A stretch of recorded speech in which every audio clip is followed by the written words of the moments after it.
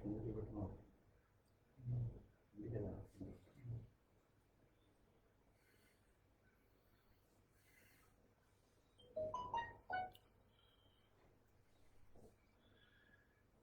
ओम श्री गुरुभ्यो नमः।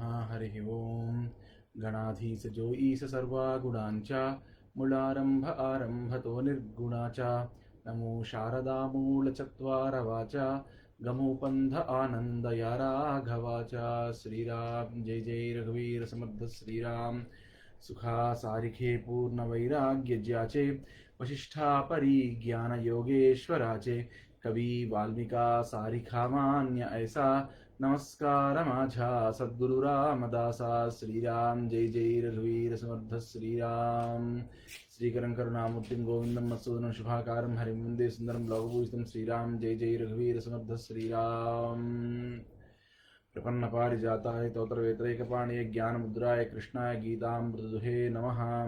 श्रीराम जय जय रघुवीर समर्थ श्रीराम मूकं करोति वाचालं पंगुं लंघयते गिरिं यत्कृपात्तमहं वन्दे परमानन्दमाधवं। श्रीराम जय जय रघुवीर समर्थ Shriram.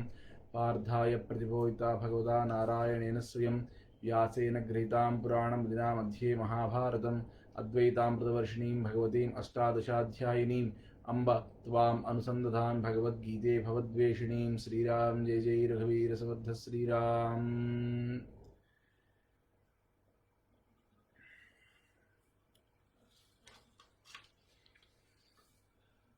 A very good afternoon to one and all. Jai Shri Ram. So today we are going to look at the Bhagavad Gita.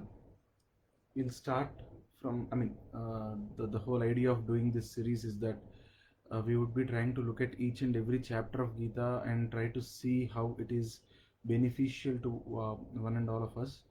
So that's with the motive with which we are starting. Last week we did the introduction where we saw about the various books, the sacred texts of Sanatana Dharma, what Sanatana Dharma actually means. We saw about all of that last week. So this week we are actually looking into the first chapter of Gita, the Arjuna Vishada Yoga, and how things move forward from there. Actually, what happens at the time of Bhagavad Gita, what are Arjuna's questions, and what are Lord Sri Krishna's or Bhagavan's answers. So I'd like to start with, because last week we discussed a little about Vedas. So, and we also saw how Vedas, Brahma Sutras, from Vedas, Vedanta and the Upanishads come up, and from there to understand the overall picture of Upanishads, how we need, or Vedas, how we need the Brahma Sutras, and from Brahma Sutras, the next one that comes in that order is the wonderful book Gita, because it has come all the way from God. So just to give you a small context and then start today's one, we'll just look at Vedas for a little more time. So in Vedas, when you are looking at them, there are some very interesting questions that come up in Vedas.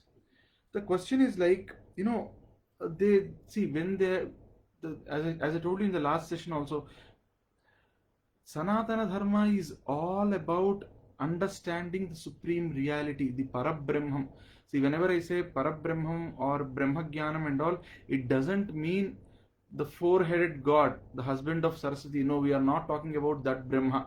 When we are talking about, the moment we say Brahman, it is about that all-pervading force which is there throughout the world, that Sat-Chit Anandamurti, that is there all through the world, or that Satyam Jnanam Anantam Brahma. We actually discussed about all this in the last session. How is Paramatma the Satya, Jnana and Anantam Brahma? So we discussed about it in the last session. So whenever I'm saying Brahman, when I say Vedas ask us to understand the Parabrahman, I am referring to that Satya, Jnana, Ananta Brahma. Satya means, or Satyam means that was always there. So he, she, or it, or they, whatever is that substance, that supreme reality, it existed even before creation. In fact, it existed even before time. Okay, it existed even before time. In fact, in Vedanta as well as in Sanatana Dharma, we refer to to Paramatma as Kala Swarupa. So in a way, time itself is considered God here. So God Himself is the time. That's also something that we saw last time. And then Jnana. So that's about Satya, because He's always there. There is no date of birth or date of death. So that's where that's where the Brahma Padartha is Satya. Then Jnana. So what does Jnana mean? Jnana does not just mean that he knows everything that's happening in the world. That's at a very, very small level. When we see, it means that God knows everything that's happening in the world. But originally, the word Jnana here in Satya Jnanam Anantam Brahma, Jnana actually means that that Paramatma's intellect is getting reflected in all of us. It is his Jnanam that is getting reflected in all of us. So that is Jnanam, and Anantam is infinitude. So as I told you last time, Nabhya Asid Antariksham. So this entire universe that you are seeing is a part of him, is but a small part of that Paramatma, or the small part of God. So that's how we look at God. Satya Jnanam Anantam Brahma. So now, as I told you last time also, so there are some interesting questions that come up in Vedas. So how do you perceive this Satya Jnanam Anantam Brahma? Vedas say you need some instruments. For example, see in our intermediate, when we are asked to measure something, remember using those vernier calipers or those screw gauge through which you measure it. So there were some instruments to measure the physical knowledge that we were acquiring. But now, when it is coming to Paramatma, Vedas say Vedas would discuss what all instruments you have. So what instruments you have? You have senses and the mind. And now Vedas will start questioning how did this mind come into existence? Are you working for the mind, or is your mind working for you? All these questions are wonderfully asked and answered also. Is the world outside you, or is it inside you? So that's the basic strong need of inquiry, the strong sense of inquiry that the Sanatana Dharma instills in any person. So anybody who is becoming a yogi, anybody who is becoming a great Vedantin, anybody who is taking the Jnana Marga in Sanatana Dharma, they will start asking all these questions. And when you look into Vedas, you'll start getting answers to all this stuff also. Okay, I'll also try to give you a very brief introduction of how all the 4 Vedas look. So Rig Veda, it's totally made of hymns. And by and large, many people consider that this is the oldest document that was or the oldest work that was ever made in the history of mankind. So that's Rig Veda. And then some people say it was written somewhere in 1500 BC or so. But I would definitely dispute that time scale, because I for sure would believe that Rig Veda was not written in 1500 BC, for the simple reason that in all the traditional scholars consider that as consider particularly Rig Veda and all the texts as apaurusheyas. All Vedas are apaurusheyas, or they were not written by humans. They were actually blessed upon humans by God. Rishis heard those wonderful sounds, and from there the Vedas came in, is what they say. And also from a Sanskrit grammatical point of view, the grammar that you see in Vedas and the Veda mantras, that is totally different from the classical grammar that was either prescribed by Panini, used by Kalidasa and all. So the Vedic grammar actually has a huge difference when it comes between the Vedic days and the classical days. So that essentially puts these Vedas in a totally different league. And for all reasons, Veda Vyasa was a contemporary of Sri Krishna, and he did the Veda Vibhaga, and Lord Sri Krishna left the world 5108 years ago. So Vedas existed even before that. And and even when we look at it in Treta Yuga, and also even if you go by mortal proofs, we definitely know that it is beyond 6000 BC. The reason why many people, particularly Westerners, try to fix Vedic period as 1500 BC is that, see, every religion conditions their own, every human being gets conditioned by the religion in which he grew up. So, because the Abrahamic religions sort of put up a scale of 4004 BC for the creation of the universe. So every Westerner who came up to and read Vedas in the initial days, they started fixing the Vedic timeline according to the Abrahamic cults, and that's one of the main reasons why the antiquity of Vedas was put around 1500 BC, but that's not true.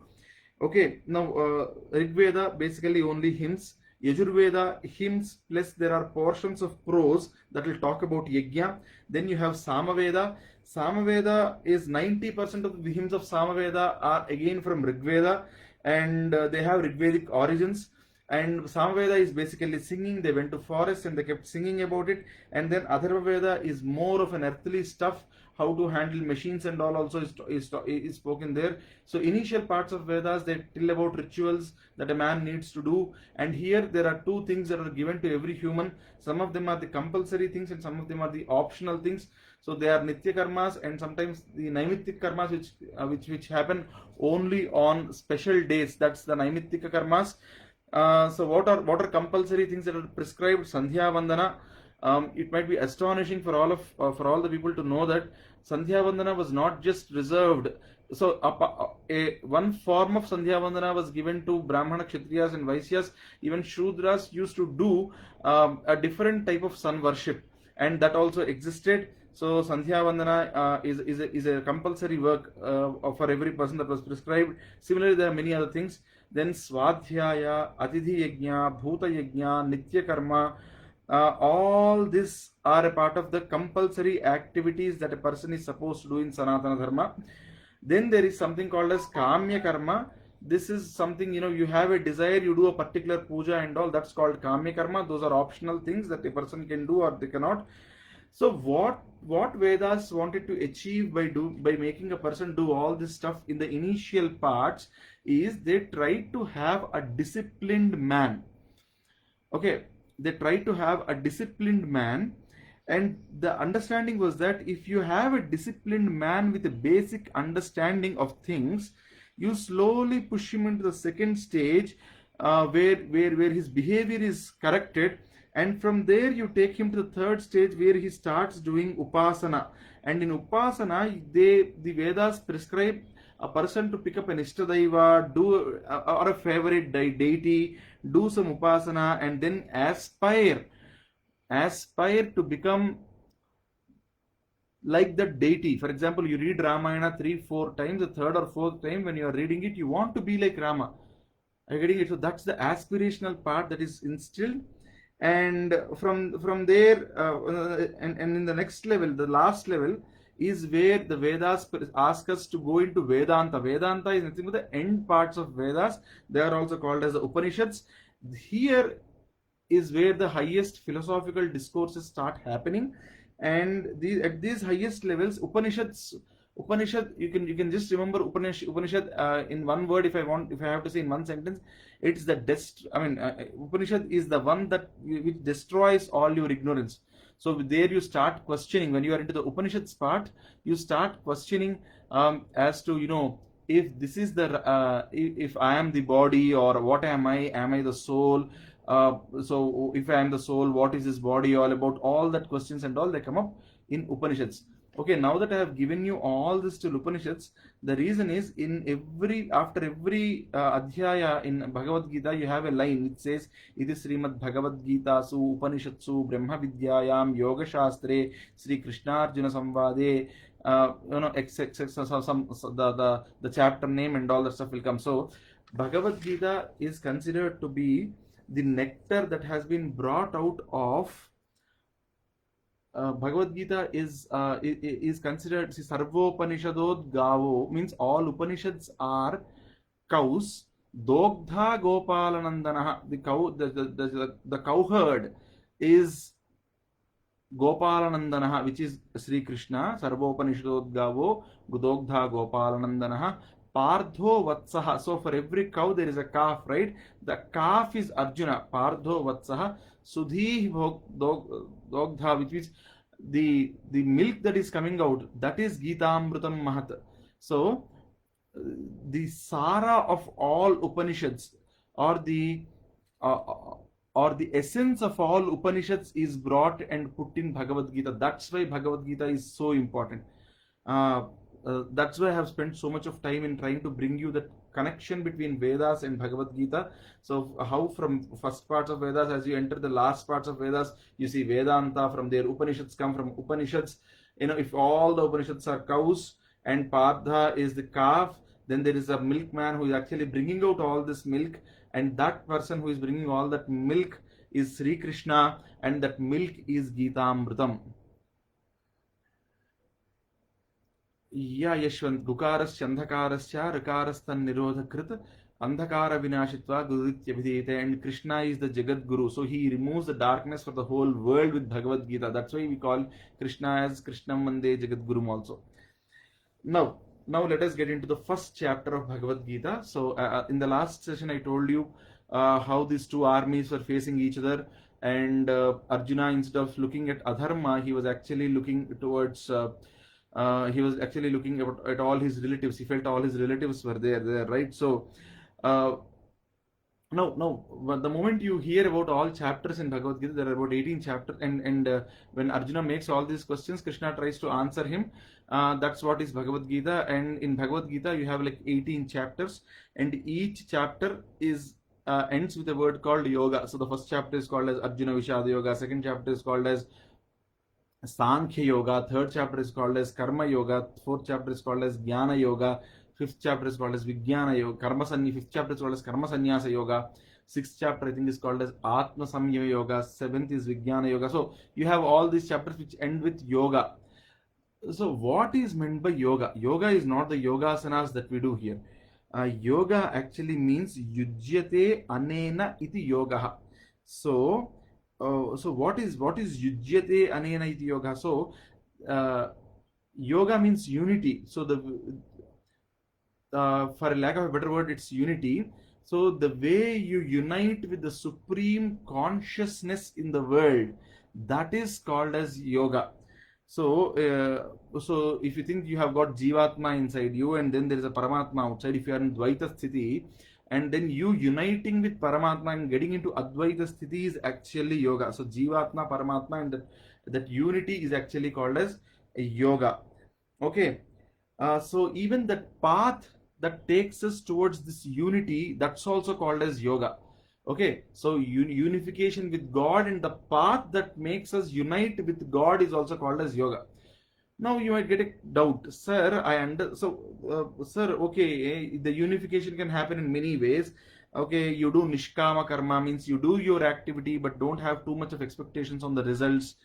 So that is one path.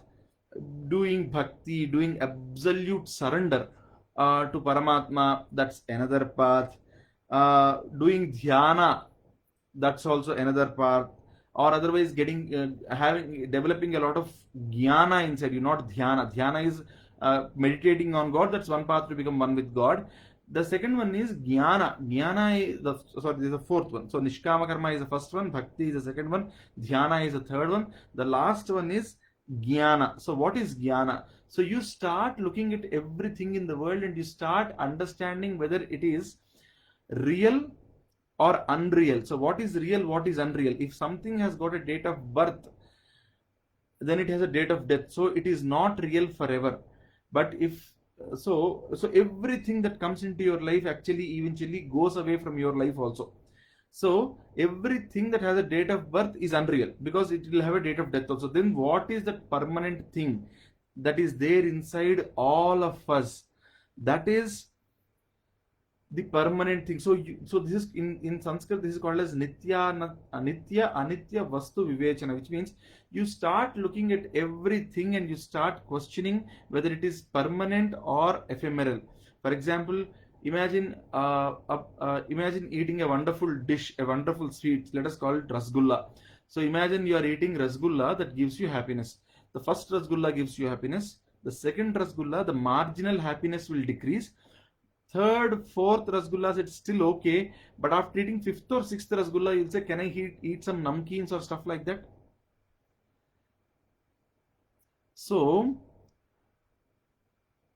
That's yeah. So then you'll start. Then when you look back at yourself, then you'll start questioning: did Rasgulla really give me happiness? Because if Rasgulla keeps giving you happiness, eating the 10th Rasgulla also should give equal amount of happiness as the first Rasgulla, right? If you look at it carefully, if you start analyzing it, then you will realize that the happiness is something that's coming from inside, and it is not there with Rasgulla at all, because the first Rasgulla and the 10th Rasgulla did not differ in taste. What differed was your response to the taste, right?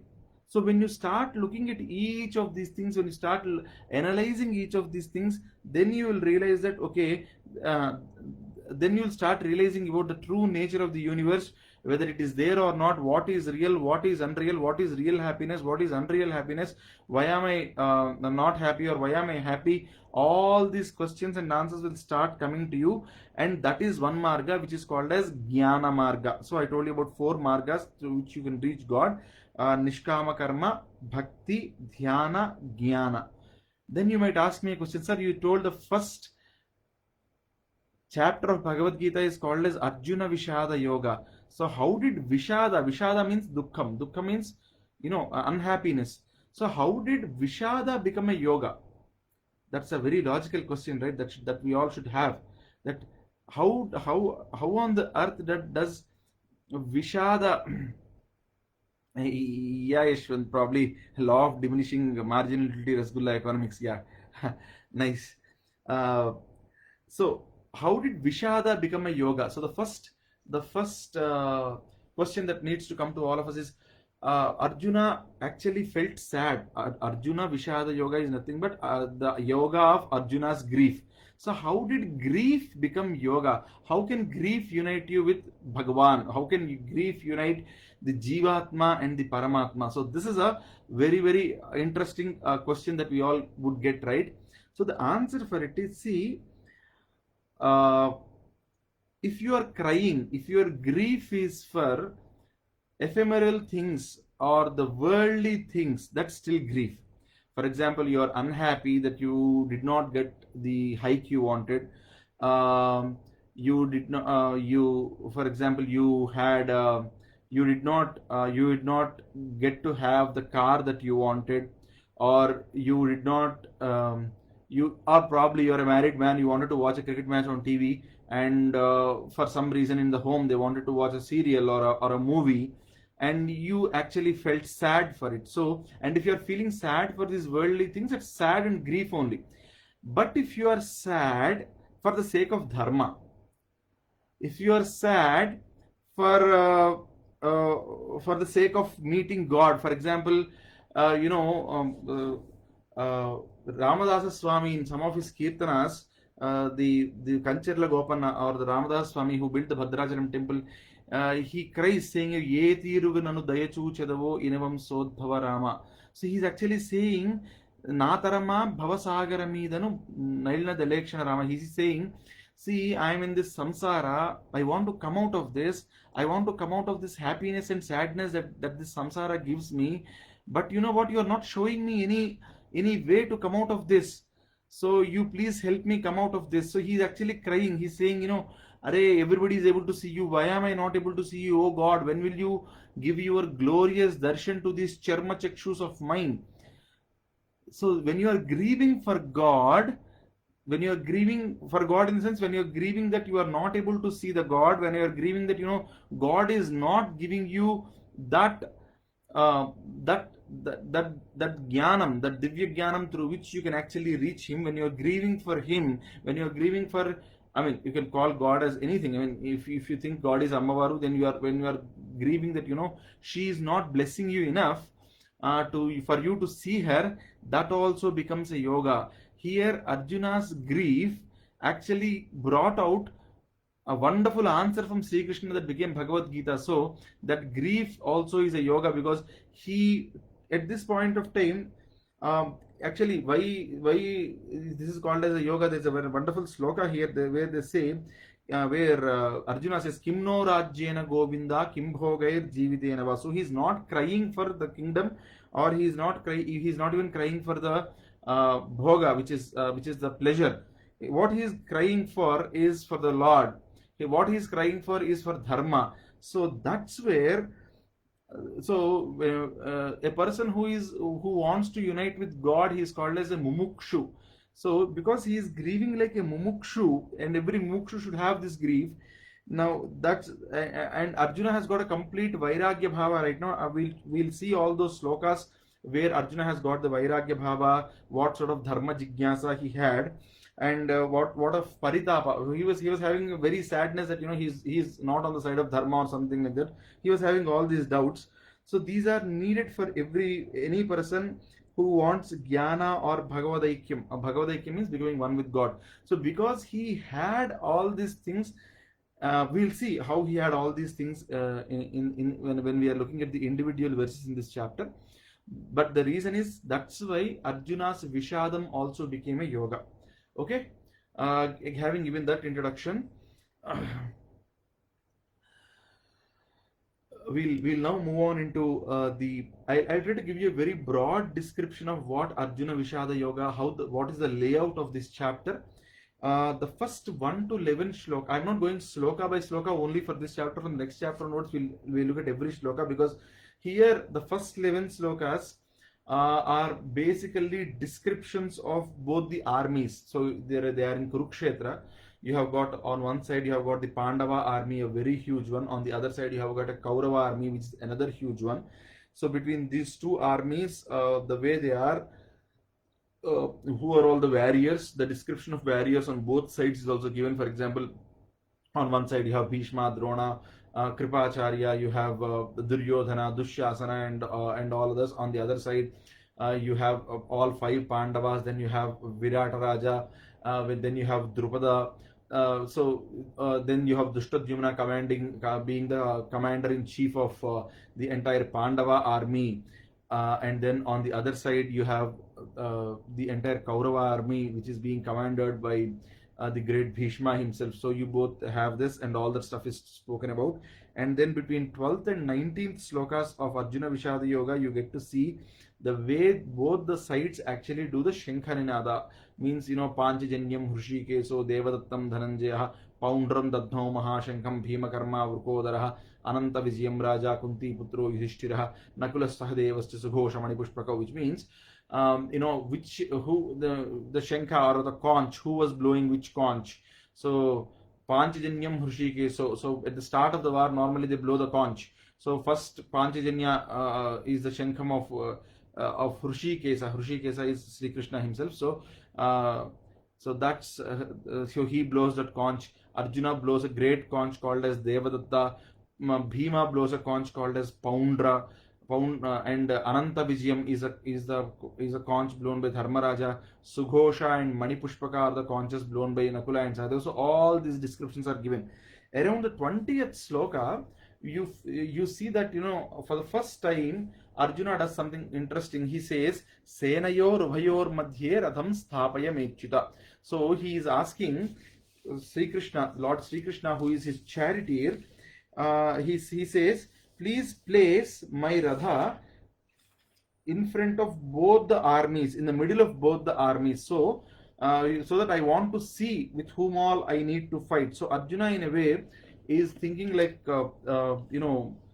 is thinking like a captain who wants to observe the armies of both the sides and then take a call on how to fight, where to fight, and all. So Senayor Ubhayor Madhye Ratham Sthapayamechyuta, and he says in the 22nd sloka, he says, Yavadetan Niriksheham Yodhu Kaman Avasthitan Kair Maya Sahayodhavyam Asmin Rana Samudyame. He is saying, I want to fight, I want to see who are all the people who are interested in this fight. So please place me in such a place where I can see both the armies. Because now we have to understand one thing here. Why Arjuna wants to see both the armies is, Arjuna after this Sanjaya and Sri Krishna went as emissaries, and all efforts for a sandhi failed, all efforts for a peace negotiation failed. Then Arjuna himself went and met a lot of kings to mobilize his own army. So that's where we see this interesting story between Arjuna and Duryodhana both reaching Krishna on the same day. Arjuna sitting at the feet, Duryodhana sitting near the head of Krishna, and Krishna was sleeping basically. Krishna wakes up, sees Arjuna first, then he sees Duryodhana, and he says, Arjuna, I'll be fighting on one side, and the army would fight on the other side, but I will not even touch a weapon. So what do you want? Do you want my whole army, or do you want me? Arjuna then picks up Krishna, whereas Duryodhana picks up the entire Narayani Sena of Sri Krishna. So that also happens. So Arjuna actually worked a lot to mobilize the army in the first place. Since he mobilized all this army, I think he wanted to see, okay, what all was I able to mobilize, what Duryodhana was able to mobilize. Let me check once.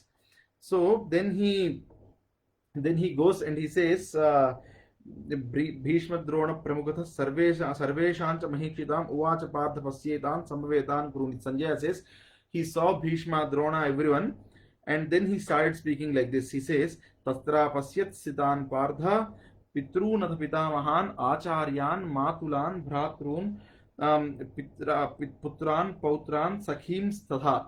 So here Arjuna saw the army, and in the opponent's army, what did he see? He saw Pitran. He saw people who were equivalent to his father. Pitamahan, who were like his grandfathers. Acharyan, who were his teachers. Matulan. Matula is mama. So all his mamas and all he saw. Then he saw Bhratrun. All Kauravas are basically his Bhratras only, brothers. Putran, people who are like his sons. And Pautran, who are like his grandsons. Now you might ask, sir, you're telling whatever you want. Can you just tell me who was like a fatherly figure, who was like a grandfatherly figure and all? I'll give you. So Bhurishravas and all are like the fatherly figures for Arjuna. Bhishma and all are the Pitamaha position, which is the grandfather's position. Dronacharya was his Acharya.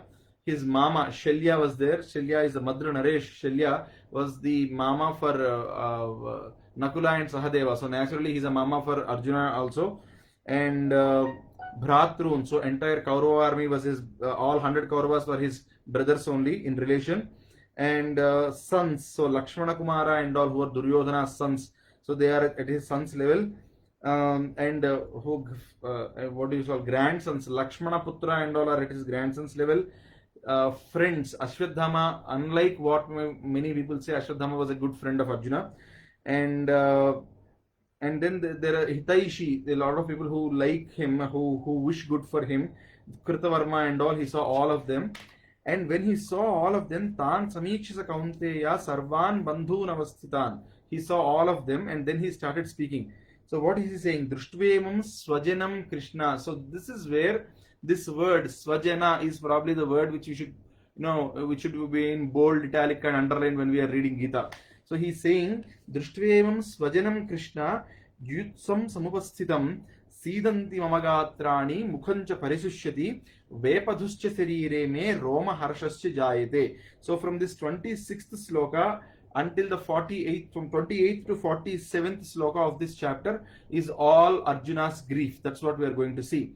So he's saying Sidanti Mamagatrani. So again he's saying Swajanam. Swajanam means he's saying these are all my relatives. But now look at it. See this wars and all. I don't know how many of you have read about wars and all. What happens is these wars many a times bring out a lot of psychological problems in people. So Arjuna is bringing out one such psychological problem here. If you think these things happen even today, you must read works of people called as war poets. So these are the people who fought World War I and World War II, and then they went into a lot of psychological problems. And they said, they went into a lot of they started having a lot of psychological problems where they started questioning themselves like, is this war justified? Is this a just war? Do I have the sanction of God for me to do this? Have I got the sanction of God to go and kill? So wars basically bring out a lot of psychological problems in a lot of people. So this is a common thing, and you can and particularly you see this more in the Westerners. The reason being they don't have this psychological condition that the Indians get. I don't think many in India have these problems, because whenever we had a war, it was always because somebody else is aggression on us. So Indians by and large are, you know, a little aloof from all this stuff. But otherwise, wars basically make it very tough for many people, particularly the soldiers who have fought and won. You know, for all the killing they do, you know, those scenes, they'll not refuse to leave your mind, and you know, you start having all sorts of problems. So this happens normally with wars. This is a normal thing that happens with wars. And here for Arjuna, the trouble is getting multiplied because he's now questioning the veracity of all this stuff.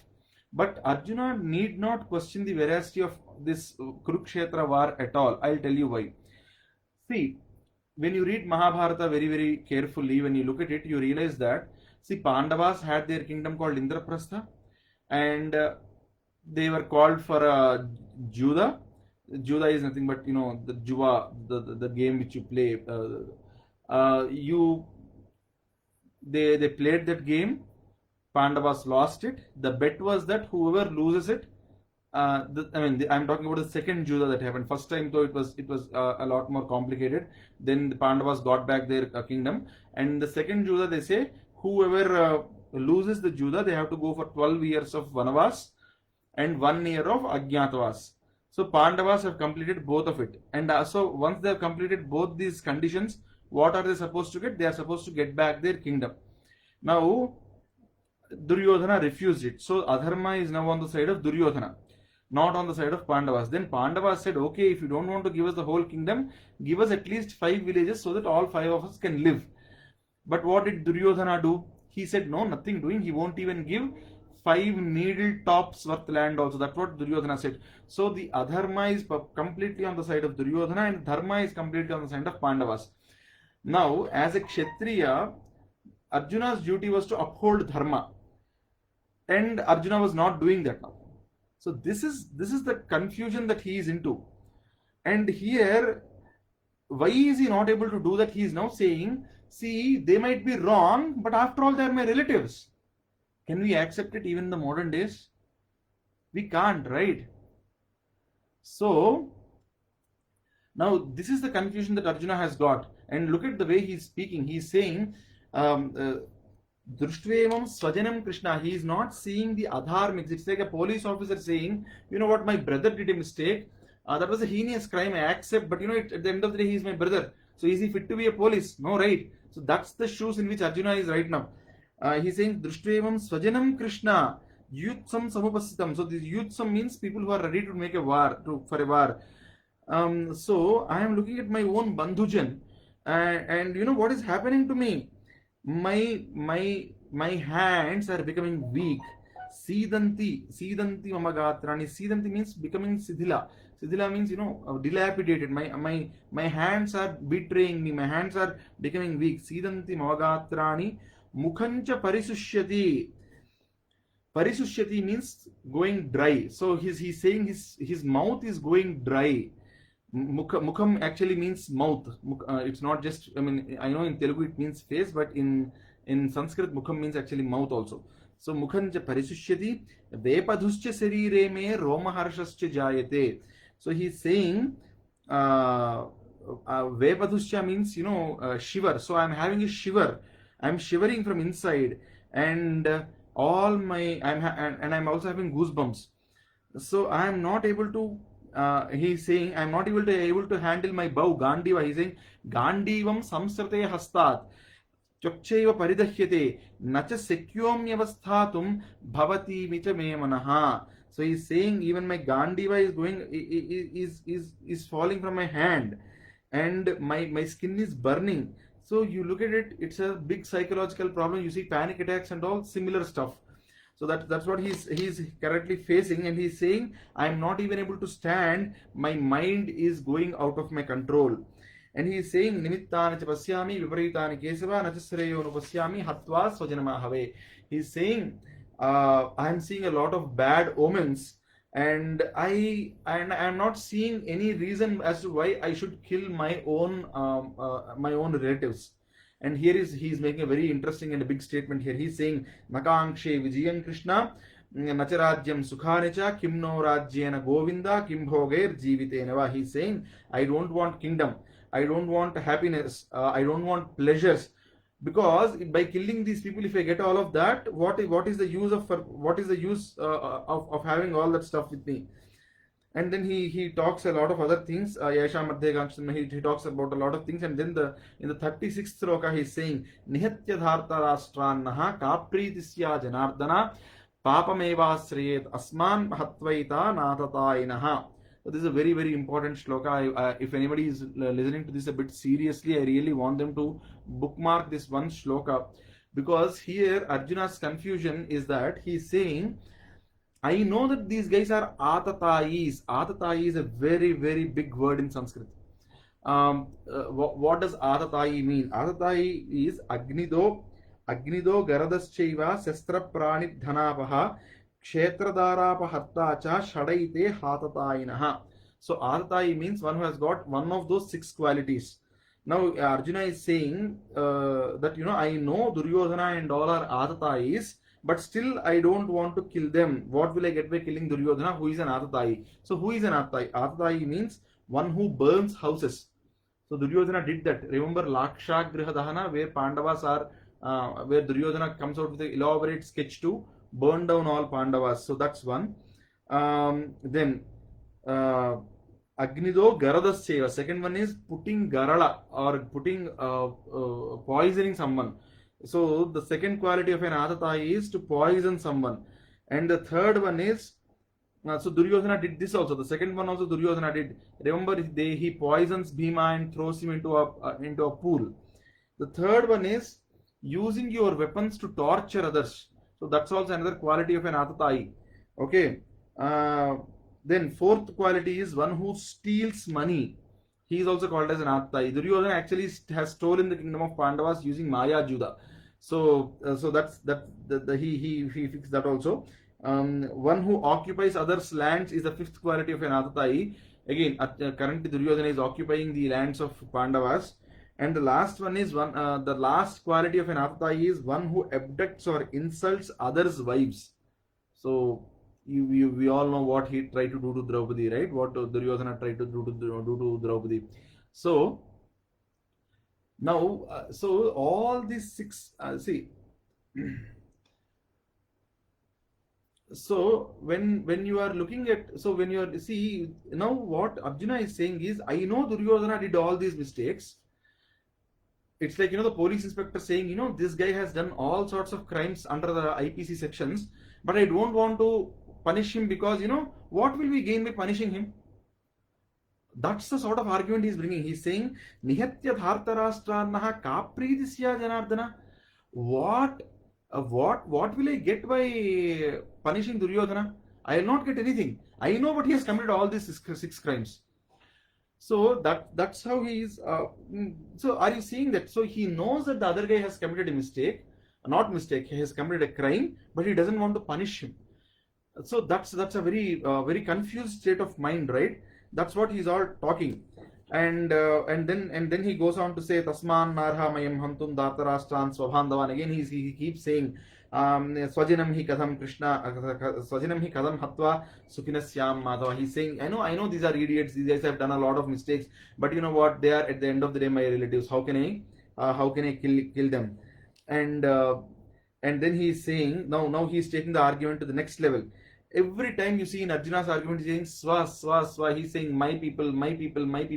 But what he's forgetting is that his own people have committed grave crimes against him. They have committed those crimes against Arjuna himself, and the other Pandavas. But for some reason, Arjuna is he's totally lost.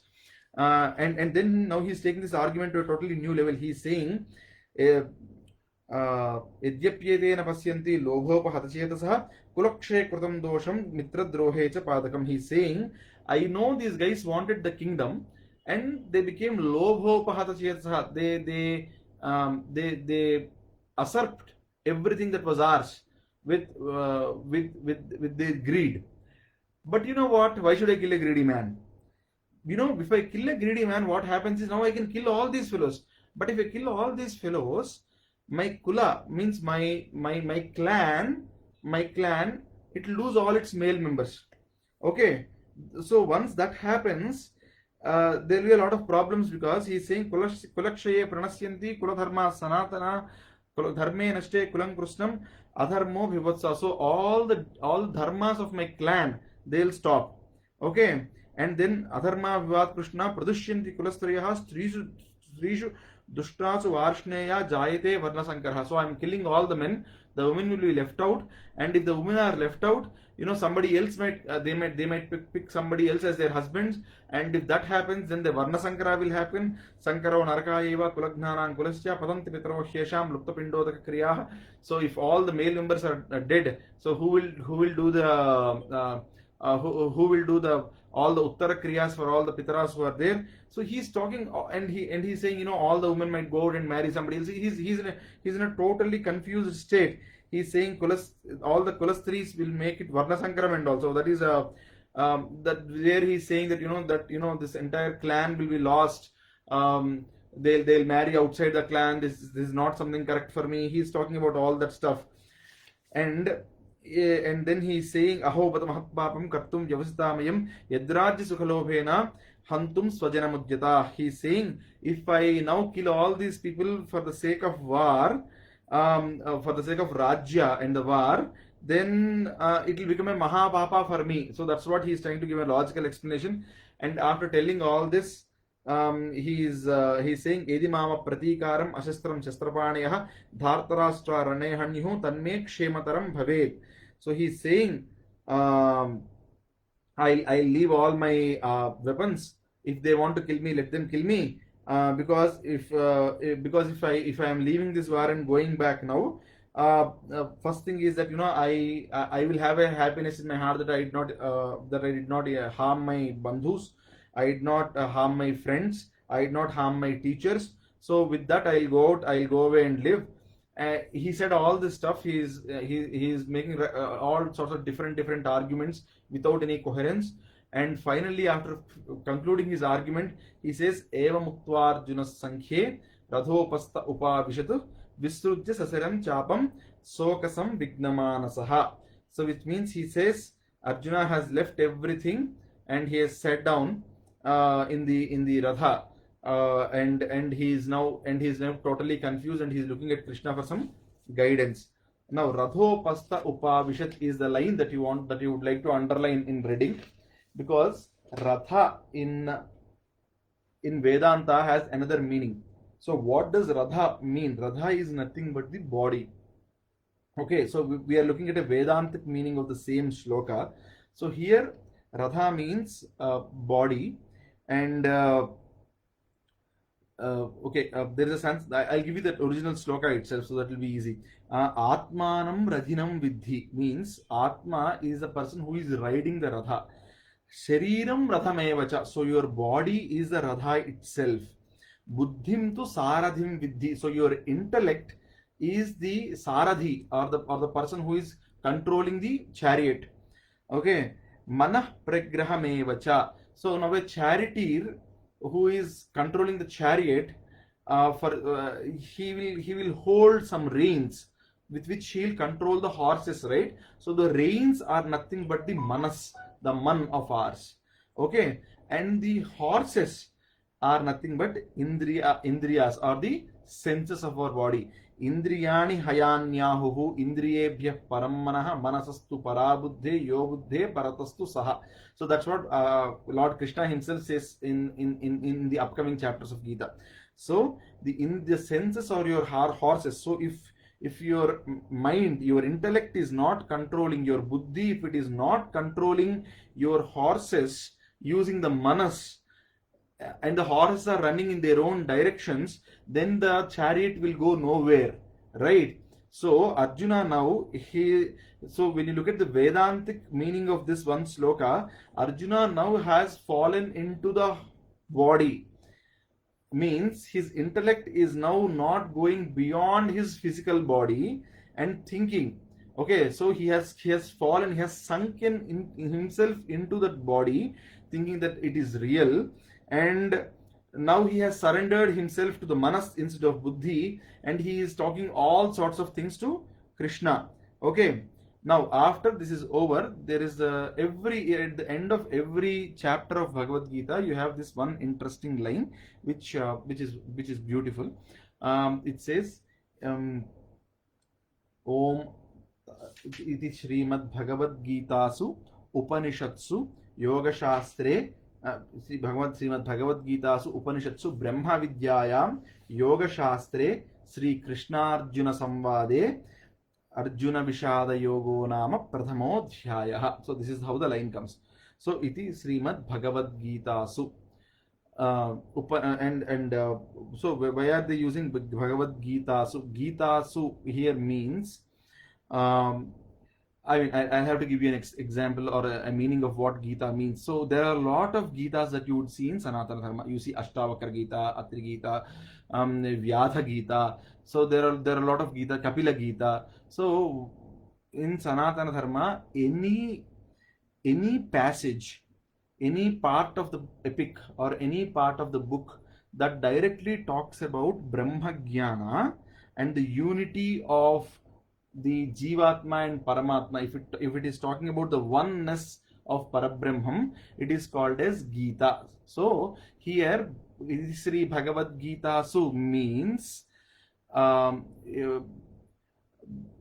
when we are saying Bhagavad Gita Su, it means every shloka that Paramatma has spoken in Bhagavad Gita is again a Gita.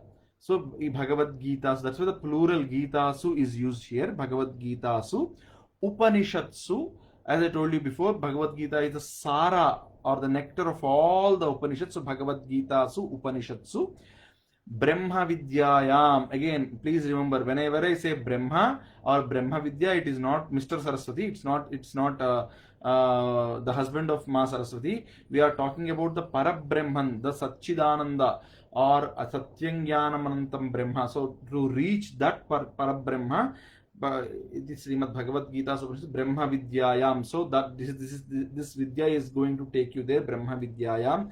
Yoga Shastre. I told you what yoga is. Yujyate anena iti yogaha. So this is going to unite you with God. Yoga Shastre Sri Krishna Arjuna Samvade. Now again, this is a very important word. Samvade. So in English, so whenever somebody says Vada, everybody thinks that Vada means argument, right? No, but Vada does not mean argument.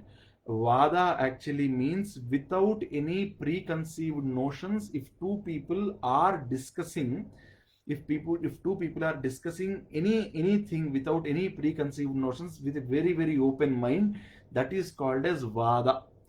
Okay, then there is another thing called as Samvada. Samvada happens between a teacher and a student. So if this conversation, a very, very open conversation is happening between a teacher and a student, then it is called as Samvada.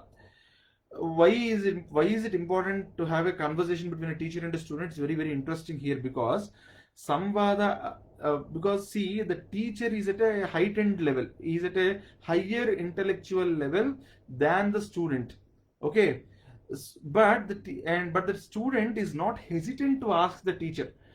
It's like a parent and a child relationship, where the parent definitely knows more than the child, but the child feels it is right to ask questions. So that's Samvada. So where one person is more knowledgeable, one person is less knowledgeable, but still they both are having a very amicable discussion. That is Samvada. Then there is a word called Jalpa. What is Jalpa? Jalpa is, for example, I am having a conversation with one of you, and I have a preconceived notion that I should get my point through by hook or crook.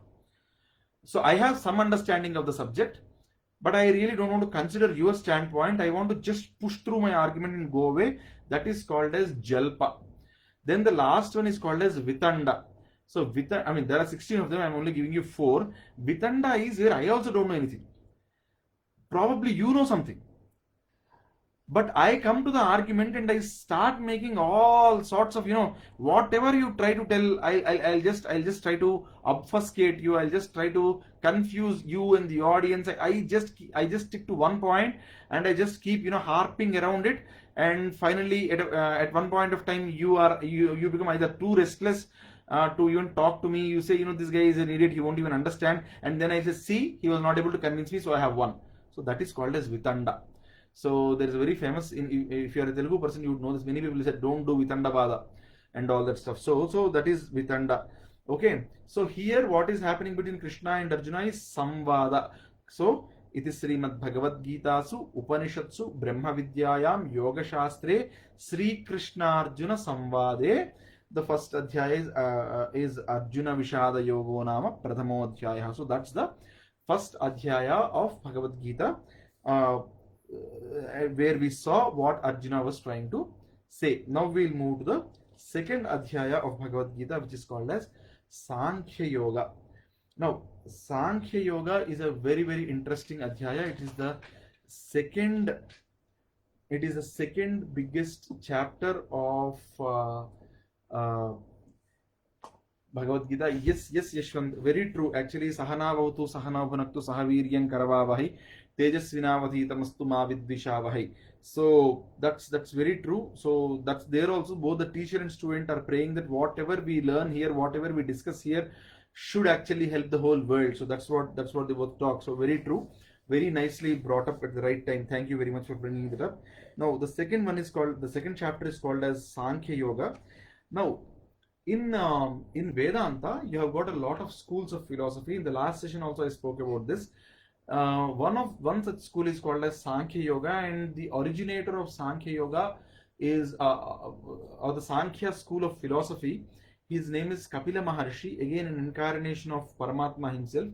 So in Sankhya, what they do is they try to understand the relationship between the human and the superpower by using jnana. So they use 24 different tattvas that are there in Prakriti. We'll look at them in this chapter. So they'll talk about all those 24 different types of things. So because they count, and from this 24 they go and say there are 96 tattvas through which you can get knowledge and all that stuff. So Sanjnayati iti Sankhya is one definition, but when we are looking at Sankhya Yoga of Bhagavad Gita, it is Samyak Khyayate or Samkhyayati iti Sankhya, means this is the chapter of Bhagavad Gita. This is a very long chapter, 72 shlokas in this chapter.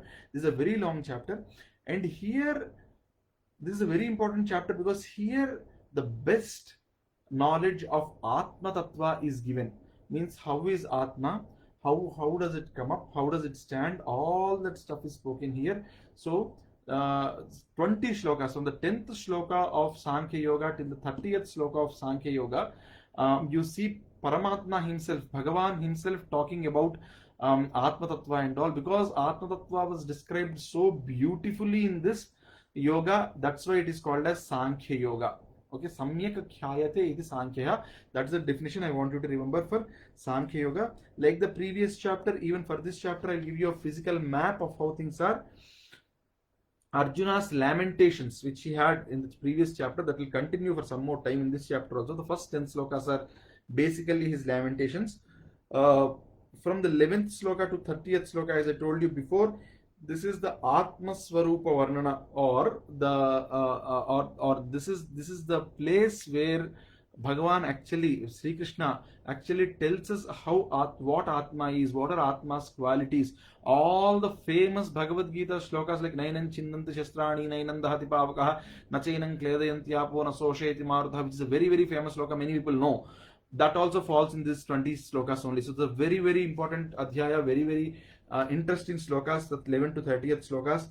And from the 31st sloka to the 38th sloka, again Bhagavan talks about the Kshatriya Dharma. I mean, because it was Arjuna, he was talking about Kshatriya Dharma, but in general he'll talk about the dharma of every person. And then from the 39th sloka to the 53rd sloka, it talks about Nishkama Karma Yoga. So what is Nishkama Karma? So how can I do some activity without expecting any result? So that's where Krishna tells us that, yes, there will be an expectation for the result, but he is asking us to remove the Kartrutva Bhavana, which means he asks us to do an activity, but do it as a blessing of God, saying that, it is you who made me do this. So whatever result that is coming out of this activity is yours, not mine. So that sort of way he asks us to do. That's the Nishkama Karma Yoga Pratipadana, which happens between 39th and 53rd slokas, 14 slokas here. And then the last part, 54th to the 72nd sloka, very, very important slokas. That is they talk about Sthita Prajna Lakshanas. So how is a Sthita Prajna? How does he behave? What does he do? Asthapраज्ञस्य का भाषा समाधिस्तस्य केशव सिद्धि किम प्रभासे च प्रभासी च व्यसे च किम. So that's the question that Arjuna asks, and then Lord Krishna gives about how, I mean, that's the how is the prajna would look like, how he would act, how he would do things. Fantastic part. So we look at all of these in detail, because this sloka is probably like a wonderful thali. In a beautiful place, your mom or someone has really taken a lot of care and prepared 10 or 5 or 6 varieties. Every one of them is very, very tasteful, and you really want to enjoy it. You can't wait to have that food. That sort of adhyaya where you have a full meal. Okay, now we'll start again. We'll start with the first sloka.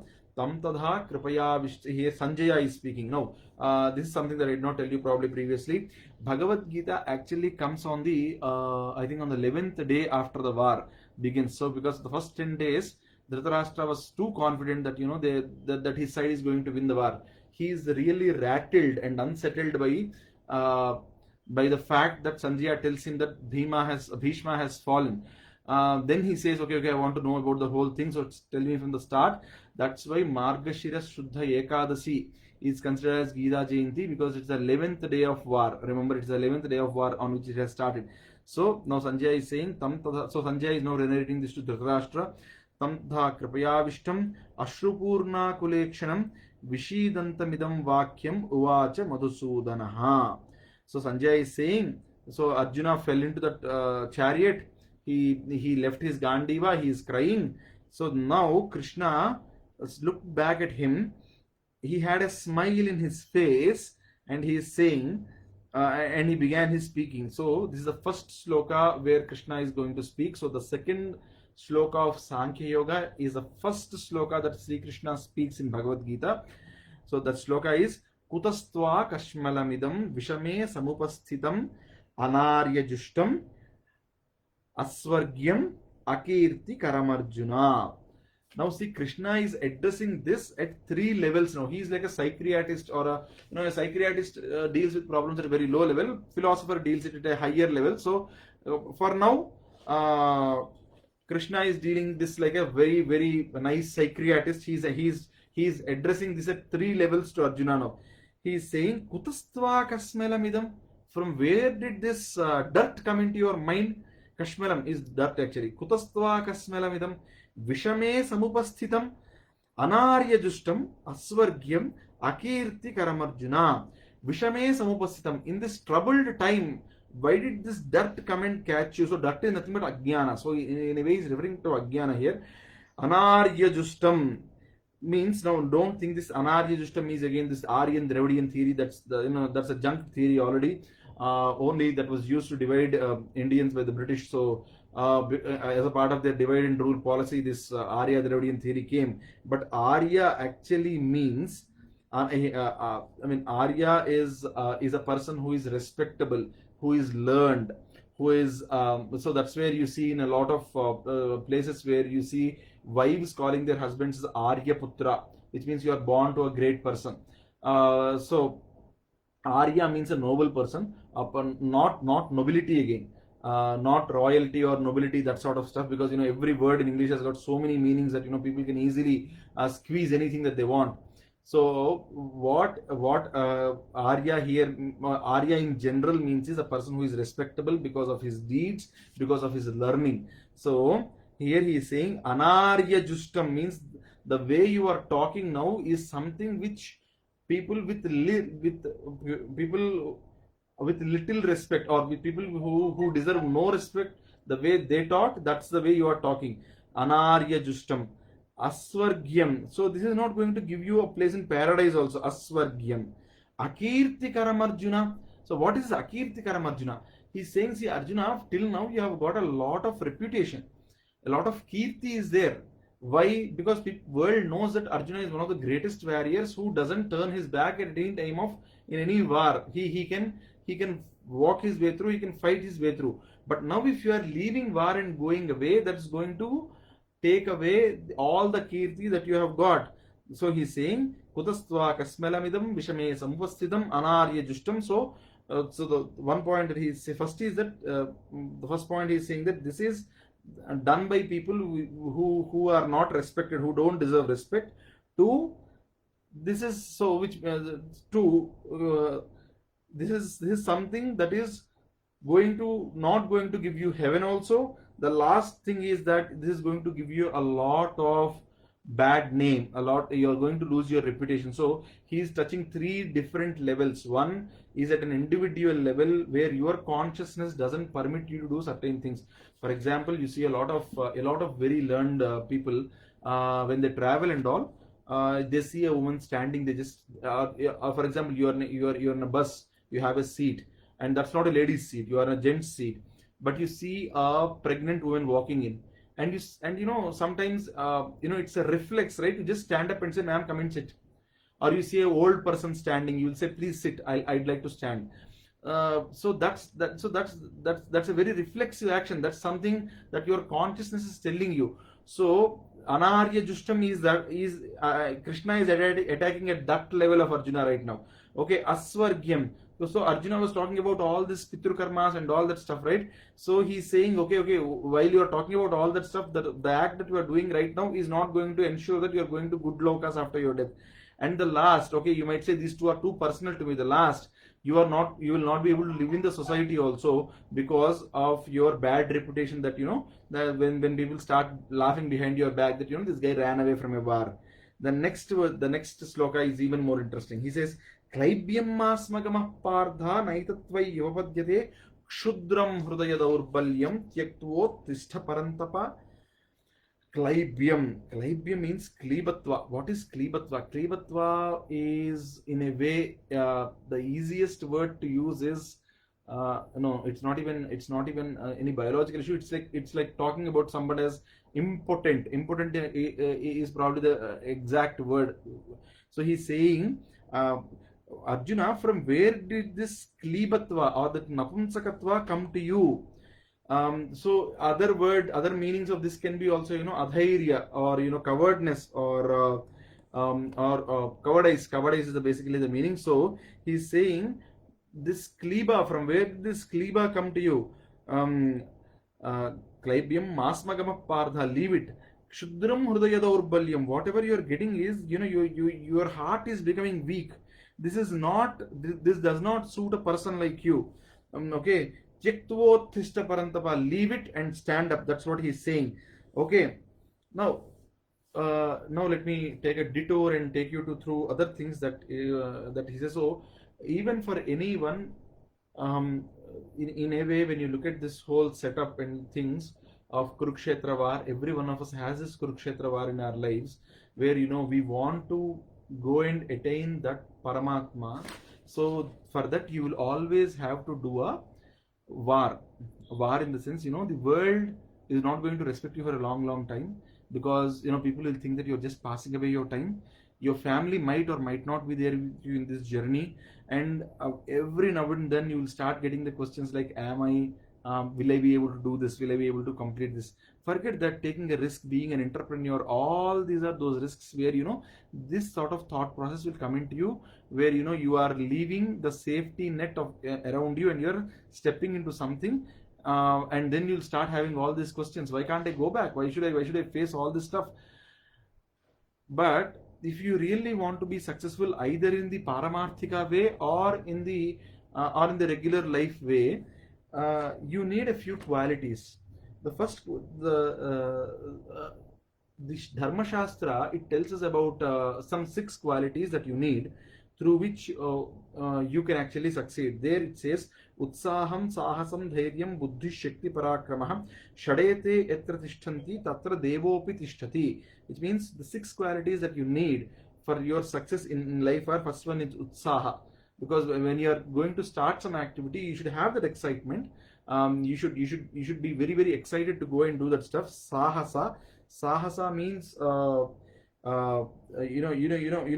having what it takes to just take the first step forward. Dhairya is to stay with it. Buddhi, you need intellect. You need Shakti, which is energy.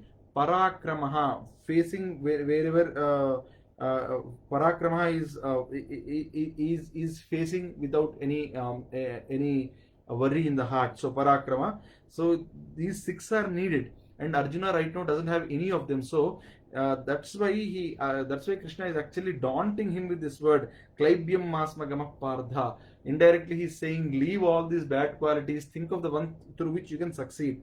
And here Tyaktvo Tishtha Parantapa. So somebody who has read even Vivekananda would very very quickly connect this with Uttishta Jagrata Prapyavaran Nibodhyata. This is the Upanishad Vakya which says, "Rise awake and stop not till you reach the goal." So here also he is saying Uttishta, stand up and fight for what you are born. So that's where he is saying. And even after saying this, again Arjuna is going back. He is saying Kadam Bhishmaham Sankhe Dronancha Madhusudana Ishuvi Pratiyotsyam Pujarha Varisudana. And he is saying, I don't want to kill Drona, I can't fight with Bhishma because they are, one of them has taught me how to first hold the Dhanush, the other one was my Guru. Then he is saying, Guru na hatva bhi mahanubhavan sreyo bhoktum bhaiksham api heroke hatvartha kamans guru nihaiva bhunjiya bhogan rudirat prasigdan. He is saying, how can I eat that blood filled food after killing these people? So I can't handle all this stuff. And then he is saying, Nachaitat vidmah kataranno gariyo yadvajeyo yadivano najeyu yanena hatva najjivishamaha tevastha pramukhe dhartarashtraha. He is saying, I don't know whether we will win or they will win. Okay, so if I leave the battlefield now, it will be much better. And I don't even know which of these two things is correct, whether to stay and fight or to kill and eat the blood-ridden food. So I really don't want to do all this stuff. So he's actually now, if Krishna says, okay, let's go back, Arjuna is actually waiting for that word. We'll go back. And now the seventh shloka, this is a very, very important shloka, particularly in Vishishtadvaita Paddhati, or Sri Vaishnava Paddhati, that's what it's called. So in Vishishtadvaita, they consider this is a very, very important shloka. Even all other sects like, Advaitins or Dvaita Siddhanta, everybody considers this a very important shloka, because here is where he is surrendering himself to Krishna. In our sampradaya, in the Sanatana Dharma, unless you surrender yourself to the Guru will not even speak. So here Arjuna is actually making this surrender a very, very important shloka. He is saying, Karpanya doshopahata swabhavaha pruchhamitvam dharma sammudha chetaha yachreyasyan nishchitam bruhitanme sishyasteham sadhimatvam prapannam. So what is he saying? He is saying Karpanya doshopahata swabhavaha. Karpanya in normal words, kripanatva means kripana is one guy who is too selfish. Now, why is Arjuna saying that I am kripana? He's saying Karpanya dosha has come and touched me, Krishna, so I am not able to take a proper path. So here what Arjuna is meaning by Karpanya doshopahataha means, he's saying I have become so self-centered now that I am not able to think beyond my body, beyond my relatives. So the Atma Jnana, that it's the same Atma that pervades the whole world, from Pipila Kadi Paryantam to the biggest of the big animals. I have forgotten that Atma Jnana. He's saying Karpanya dosha means I don't have that Atma Jnana thought anymore. So I have become so self-centered. I have become an Atma Jnana Sunya. Okay. So now Pruchhamitvam Dharma Sammudha Cheta. So here he is saying, now I am having a doubt regarding dharma. I don't know whether this is a just war or an unjust war. So Karpanya doshopahata swabhavaha pruchhamitvam. I am asking you dharma sammudha chetaha. Because I am in a confusion with respect to dharma, whether to go ahead with the war or not. Yachreyasyan nishchitam bruhitanme. What is the right thing to do here? Guide me. here he is saying Echreyasyan yet Shreyas. So Shreyas is a very important word again. In Vedanta, you'll see these two words, Shreyas and Preyas. Shreyas is something that will do good to you. Preyas is something which you like. So if you are a very, very evolved person, your Shreyas would be your Preyas also. Okay, all those Telugu guys might have a hearty laugh. There was the Telugu word prayasi, which means the love interest. Prayasi actually comes from this word called prayas. So something which is shreyas for you need not essentially be a prayas, and whatever is prayas for you 99% of the times might not be the shreyas thing for you also. So for example, if you take a small kids analogy, kids normally want to have ice creams and all. Mothers normally try to give them some tablets. They give you kashayam and all, which is very, very sour in taste. The kids don't want to eat it. They always want ice creams. Ice cream is the shreyas thing, whereas whatever the mother gives to the kid, that's ice cream is the prayas. Whatever the mother gives to them, which is a healthy tonic or something, that's the Shreyas. So Shreyas and Prayas are two different things. So now Arjuna has told what is Prayas to him. Now he is asking Krishna, what is Shreyas for me? Echreyasyan nishchitam bruhitam me. Tell me. Bruhi means tell me. Bruhitam me. Sishyasteham. Here he has done the surrender. So he's saying, you are my guru, I am your shishya. The moment you say somebody as your guru, you are not going to cross the line that the guru has put for you. So he's saying, Sishyasteham. So I am your Sishya, I am your Chela. Okay, Shadhima Tvam Prasannam. Put me in the, and Shadi actually means order, Shasana. So he's saying, you make the order, you order me in which way I need to go.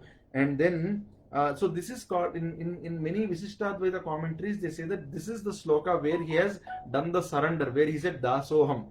Okay, so this is a very, very important shloka here. And then Nahi Prapasyam Mamapanadhyat Etchokam Uchoshanam Indriyanam Avapya Bhuma Asamattam Mruddham Rajyam Suranam Api Chadhipatyam. So he's saying, I don't know, I actually killed a lot of kings. I actually fought with a lot of kings, and in Rajasuya Yaga and all, he did that. So I fought with a lot of kings. I got a lot of kingdom, and at the same time, I went to the heavens also, and I won over Indra, which means I won over his confidence and all, and I was really praised there also. I did all this stuff, but you know what? Today my senses are betraying me. I don't know, and I am in these indriyas. They are actually giving me a lot of shoshan, through which I am getting a lot of grief. So I don't know the way out. Can you guide me in a way through which this grief leaves me? So that's what he has said. And then Sanjaya says, Evamukta Hrushikesam Gudakesa Parantapaha Nayotsya iti Govindam Uktva Tushnim Babhuvaha. After saying all this stuff, Sanjaya says, Gudakesa, which is Arjuna, after telling all this, after making his big speech, he said, I won't fight anymore. And then he just sat down, and he said, and he became silent. Then Krishna starts speaking. So Tambuvacha Hrushikesa Prahasanneva Bharata Senayor Abhyor Madhye Vishidantam Idam Vachaha. So O Dhritarashtra, now Krishna, Lord Sri Krishna, he has looked at Arjuna, who is crying in between both the sides, the dharma and the adharma. They are on the both sides. This guy is crying. Prahasanniva. So and Krishna now started not smiling but laughing. Prahasan means smiling. It's not even smiling. It's like a loud laughter. Prahasan is a probably it's like a ROFL or an LOL sort of that sort of smile. It's not a normal smile. It's not a darahasa or something where you just make a smile. It's like ha ha ha, a big smile. Okay, because why did Krishna smile? This is a very nice question. If someone asks, why did Krishna smile? Krishna smiled because a jnani will always laugh at the lamentations of an ajnani, because he has crossed all that stuff. So he is smiling. See, a kid comes to you with a broken toy, and he cries as if the world is going to end. you smile at him and say, right? Even you don't smile, you laugh at him and say, "Arey, will people cry for such a small things? You'll get a new one tomorrow." Like that, Krishna is prahasan. He's laughing out at Arjuna's lamentations. And here is the first mini comment in all Advaita Vedanta Shankara Bhashya. They say this is the starting shloka of Bhagavad Gita, the 11th shloka, which is Ashocyananvasochyastvam Pragyavadamscha Bhashase Gatasun Agatasun cha Nanu Sochanti Panditaha. So this is like a seed for entire Bhagavad Gita. See, a big tree comes out at some point of time out of a seed, but at one point in time, that whole tree was inside that seed, right? Like that. This is the Bija Shloka for Bhagavad Gita. He's saying Asocyan and Moksha Ishyami Masucha. That's the line with which he ends Sarvadharman Parichijya Mamekam Saranam Braja Ahantva Sarva Papebhyo Moksha Ishyam Masucha. So that's the line with which Bhagavad Gita ends. Krishna ends his speech in Bhagavad Gita. So from Asocyan it starts and ends with Masucha, which means, so Asocyan means don't have shoka, don't cry. So shokarahitya means not having to cry, not having to lament. Don't lament at any situation is the crux of Gita. Okay, is the crux of Gita, is the crux of Bhagavad Gita. Okay, Asocyan, he's saying. O Arjuna, you are crying for things which should not be cried for. Asocyan anvasochyastvam. Pragyavadam, see, asocyan means things on which you should not cry. Anvasochaha means you are crying. So asocyan anvasochyastvam, you have cried on things that should not be cried upon. Pragyavadamscha bhashase, you are talking as if you are a learned man. When I say you are talking as if you are a learned man, I'm indirectly meaning that you are not a learned man, right? Okay. Pragyavadamscha bhashase, you are talking like a learned man. You are talking as if you are a learned man. Gatasun agatasun cha. So he's saying Gatasun, people who are dead. Agatasun, who are not dead. So Panditas are not the people who write poetry and all that. So Panditas are actually scholars. Okay, Panditas are the people who have the knowledge of Parabrahman. They are called as Pandita, Pandaha. The Panda word actually means that. So Panditaha, they don't cry for the people who are dead. They don't cry for the people who are alive. Okay, that's what he said. So if you are, till now you have spoken as if you are a very learned person. If you are a learned person, if you are a Pandita, you will not cry for the dead. You will not cry for the people who are alive. That's where Sri Krishna has started his bodha. Okay. And in Bhagavad Gita, there are three places where the word Pandita is used. First one is Gatasu, Nagadasu, Janu, Sochinta Panditaha. The learned men don't cry for the people who are living and dead. The second one is Jnanagni Dagdha Karmanam Tamahu Panditam Buddhaha.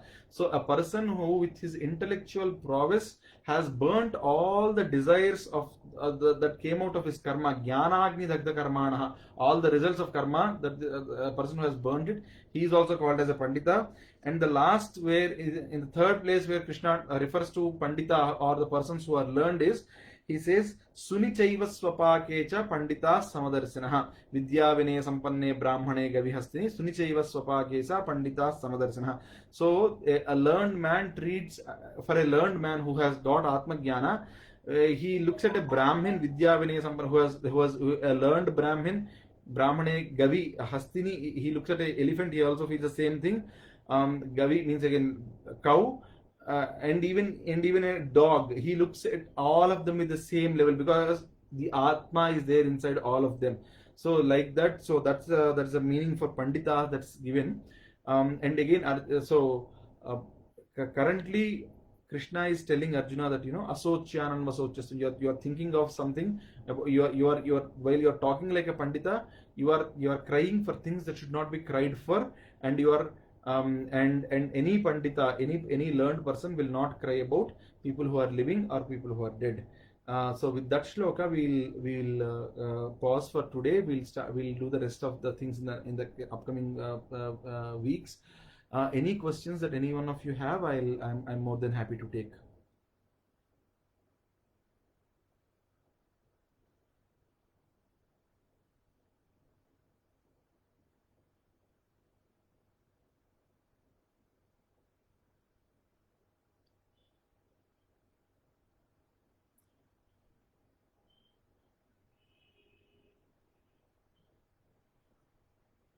Okay, looks like we do not have any questions. So on that note, we'll end this session for today, uh, and we will again meet in the next session where we'll discuss about the we'll continue the discussion from here. हरिः ओम स्वस्ति प्रजाभ्यः परिपालयन्तां न्यायेन मार्गेण महिषाः गोब्राह्मणेभ्यः सोमसन्त्यं लोकाः समस्ताः सुखिनो भवन्तु काले वर्षपर्जन्यः प्रतिसस्याग्निः देशोऽयं क्षोभरहितो ब्राह्मणाः सन्तु कृपया अवत्राः पुत्रिणः सन्तु पुत्रिणः सन्तु भवतः सन्तु जीवन्तु शरदां शतम् ॐ सर्वं श्रीशास्त्रं चरणारविन्दार्पणमस्तु स्वस्ति।